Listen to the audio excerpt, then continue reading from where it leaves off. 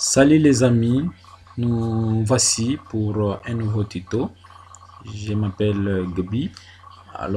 Aujourd'hui, je vais vous expliquer comment vous pouvez créer un disque dur virtuel.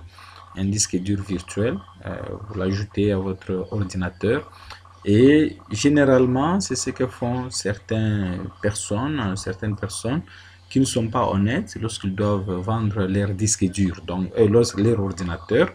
Ils créent un disque dur virtuel pour essayer de tromper la vigilance de l'acheteur, afin de lui vendre l'ordinateur à un prix exorbitant.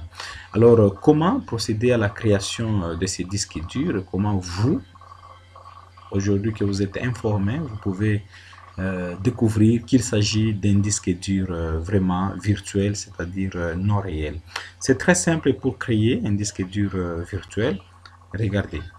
Vous cliquez sur votre menu démarrer, que ce soit sur Windows 7, Windows 8, Windows 10, ça passe. Et vous arrivez sur ordinateur, vous faites un clic droit et vous prenez gérer. Voilà, gérer. Voilà, il m'amène dans le gestionnaire de l'ordinateur. Quel est le service qui m'intéresse? Moi, c'est gestion des disques. J'ai fait un double clic là sur gestion des disques. Voilà, comme vous le remarquez, j'ai un seul disque dur 0 avec la capacité de exploitable de 126,99 Go. D'ailleurs, c'est ce que je peux voir quand j'entre dans ordinateur. Il n'y a qu'un seul disque dur, comme vous le voyez. Très bien.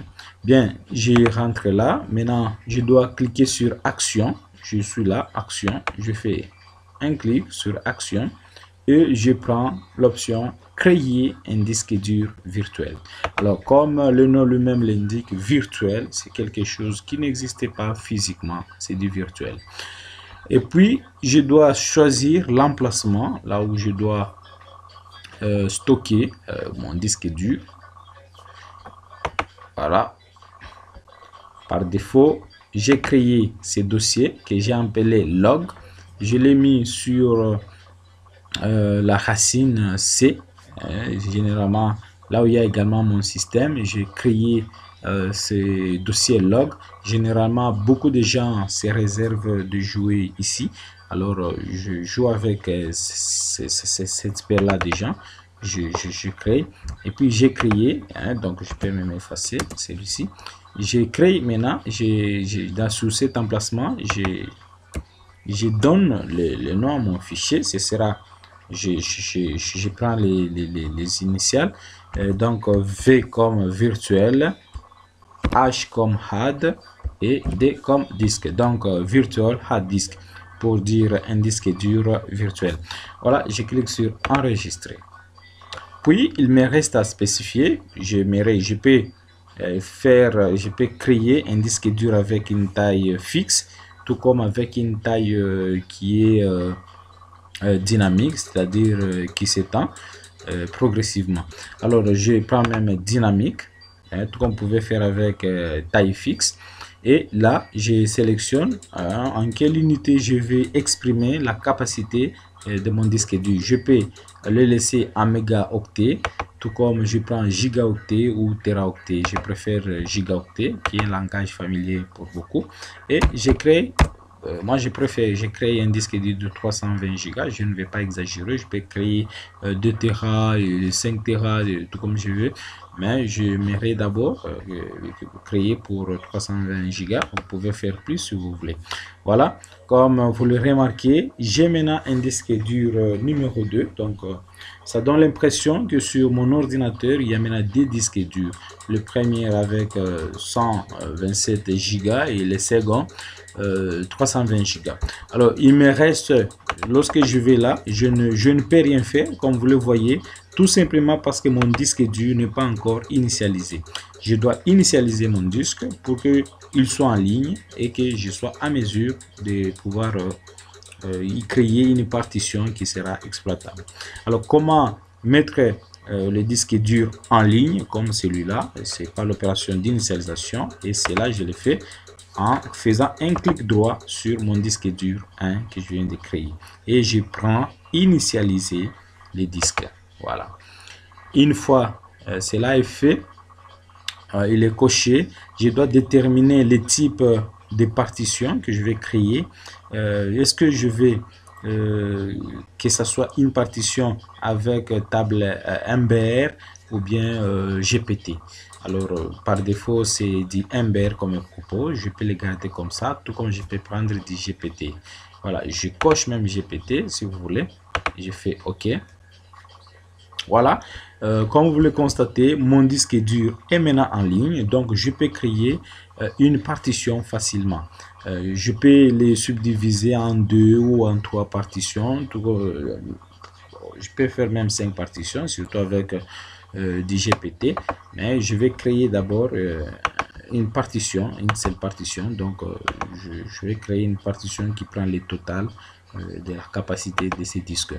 Voilà, je suis là, je peux sélectionner le système de fichiers, et puis je peux mettre un nom, je dis bon, par exemple disque 2, tout comme je peux mettre data ou my data pour le fichier. Je laisse cette case cochée, donc effectuer un formatage rapide, et je fais suivant et terminé. Voilà, je n'ai qu'à patienter que l'opération de formatage termine. Voilà, il est en cours de formatage.